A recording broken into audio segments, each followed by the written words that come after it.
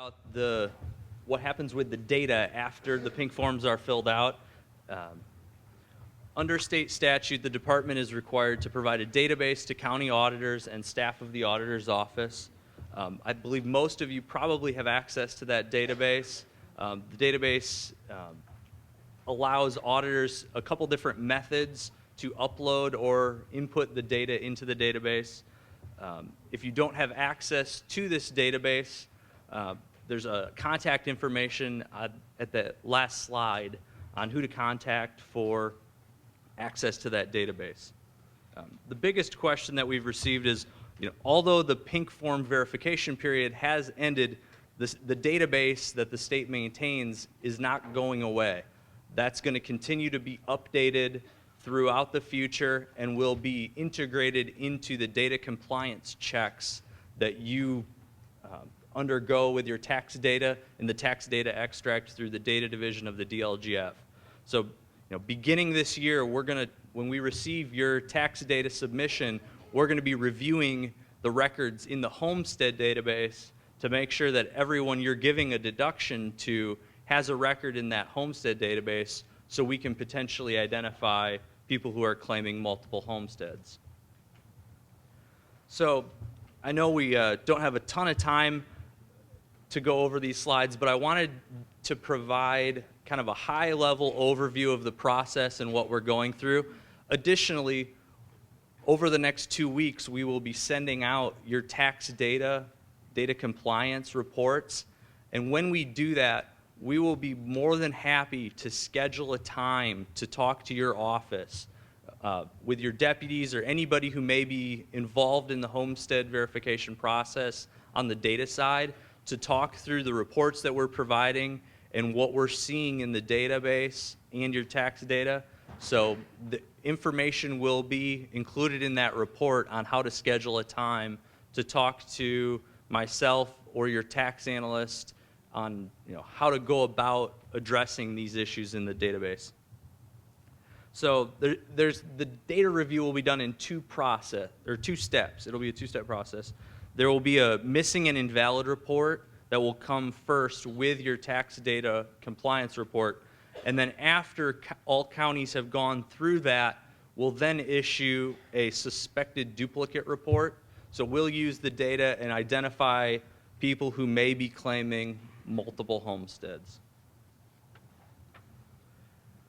And this is one other distinction to, this is something that we will be issuing as a warning item on your data compliance reports. This won't be a rejection item. I know when we said this, there was some concern that this was going to be a rejection item and it was going to be something we were going to make you deal with right away.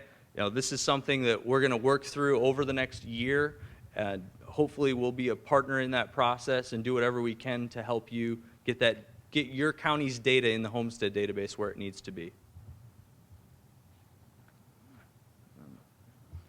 So the first step of the missing records report, and again we can talk about this when we schedule a call with your county, we're checking to make sure that each homestead deduction has a corresponding record in the homestead database and that record is complete and accurate. So there are a number of records that you may have started entry on and then just stopped, so we don't have social security numbers, we don't have the other information that would allow us to identify duplicates. So those are the types of parcels that we'll be asking you to follow up on in the data compliance. Each county in the process, the first step of the process, will receive an Excel document with 3 different tabs along the bottom. The first one will be the missing records. So these are records that you have in the tax data a homestead deduction on this parcel, but there's no parcel in the homestead database that has a pink form, or whether you verified that through the pink form or the SDF or a traditional homestead application. There's no record in the database for that parcel. So those are the missing tabs. Now, we understand there's a number of different reasons why, and some of them are potentially legitimate, why there at this point may not be a record in the Homestead database. Certainly, there are a lot of people out there that just haven't filed their pink forms. There are others that may be in your office and you haven't gotten them to the Homestead database. Those are the records that we're most concerned about at this point. You know, we understand that there may be a legitimate reason you haven't verified a certain number of those homesteads. Those aren't the ones we're focusing on this first year. It's more the ones that may just not have been entered in the database. So this chart kind of shows you where counties reside as far as how many records are in the database that have a match based on the parcel number. The majority of counties are somewhere under 25% of their records that have a homestead deduction. There's no record in the homestead database. There's certainly, 6 counties. It doesn't appear that, I know there's some unique instances with vendors that you're still working to get us files. Those are the types of issues that we also are hoping to work through in this first year of the data compliance reviews. I talked about this a little bit more, and we'll talk about that on the phone call with your county, but there are multiple reasons why there might be missing records. Additionally, incomplete records. The incomplete records will be the second tab in the Excel workbook that you receive. So these may be ones that have a parcel match but don't necessarily have the same name. So we suspect that maybe an old taxpayer that lived at that property, and either you didn't have a vacated homestead for it, and it changed, a vacated homestead record, and it changed owners, and the new information hasn't gotten into the database. So how we work through that process, that's something that we can talk to your specific county on. I know that there are 92 different ways of doing this depending on your IT department and your vendor. So we really hope to come alongside you and work through the process with you. So I really encourage you, if you take one thing away from the presentation, I encourage you to, when you get your data compliance reports, to schedule a call with the data division, and we'd be happy to talk through your specific county's situation and how we're going to get this database completed. Inconsistent taxpayer names, that runs along the same concept of it may be an old resident that hasn't been cleaned up yet, and we'll talk about how we want those cleaned up.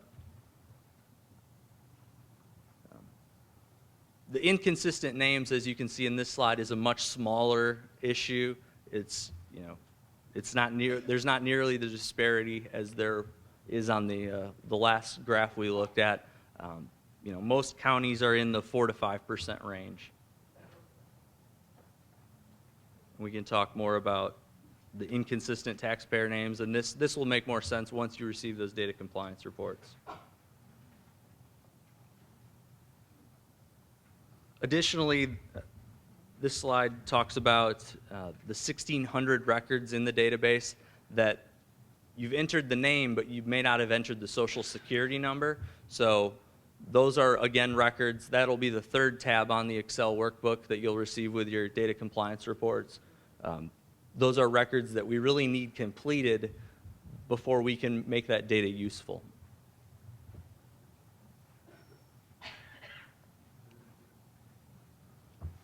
As I mentioned, once we go through this process with counties, hopefully sometime later this summer, we will then issue reports to each of your offices for statewide on taxpayers who are receiving a deduction for Pay 13 in your county that also may be receiving a deduction somewhere else across the state.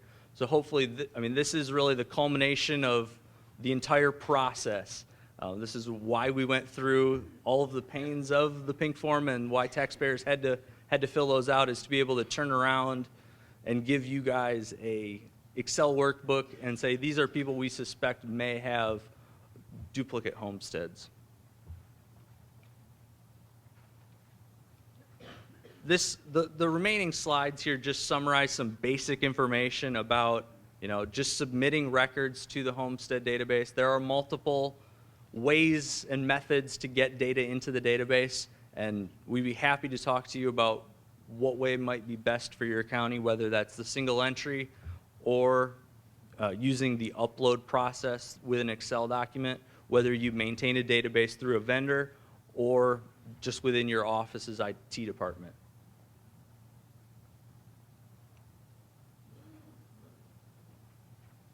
I know there have been a number of questions on the link between the SDF database, where some of the SDF data for homestead filers resides, and linking that data over to the homestead database.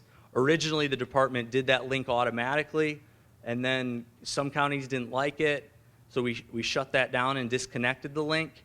At this point, we are working on the functionality to recreate that link. However, that's going to be an opt-in clause. You're going to have to tell us you want us to recreate that link. We've talked to a number of counties that strongly want the link. We've talked to a number of other counties that want nothing to do with that link, and they want to manage that all themselves. So that's another thing where there's going to have to be a lot of communication between the data division and your offices as to what you want us to do with that data. We're more than happy to import that data into the homestead database, but we don't want to do it if you don't want to. So that's something we look forward to working with you to determine. This is information on how those records will appear. This is a reminder that if you want that SDF link turned back on, they will appear in the review status, so that it's not a process that allows you to just automatically kind of check out and say, well, all those records are coming from the SDF. They still need to be reviewed and marked as auditor approved in the database, even if they're linked over. So that's, again, a reminder. If you do request that we turn that link back on, it's something you'll need to remember. Additionally, if you happen to use the single entry on the homestead database in the homestead application, you know very well that that application is quite dated. It's not necessarily something that's been revised over the past couple of years. So we are working to revise and add some new functionality, including some duplicate reports that you can run on demand with updated homestead data. So this is some information about where to contact. Again, we have the disclaimer that the law governs, and that most importantly, if there's any questions regarding eligibility, to contact your county attorney. For file submissions, for new user requests, that homestead@dlgf.in.gov is the first place to send an email, and we'd be more than happy to assist you in any way we can.